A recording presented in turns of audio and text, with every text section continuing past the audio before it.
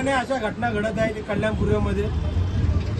सांगायचं तात्पर्य एकच आहे की ह्या अशा ओव्हरलोड गाड्या जात आहेत सर्व निवडून, आणि ह्या सगळ्या घटना त्यामुळे घटना घडत आहेत. पोलीस प्रशासनाला मागणी केली आहे आम्ही, जी काही मागणी त्यांनी तात्काळ मागणी केलेली आहे. संबंधित गाडीवर गुन्हा पण दाखल केलेला आहे आणि येणाऱ्या सगळ्या ओव्हरलोड गाड्या आहेत त्यांच्यावर आम्ही कारवाईची मागणी केलेली आहे. ती मागणी त्यांनी मान्य केलेली आहे आणि या संदर्भामध्ये लवकरच कल्याणपूरसाठी एक मोठं आंदोलन छेडण्यात येईल एवढं तर नक्की सांगतो.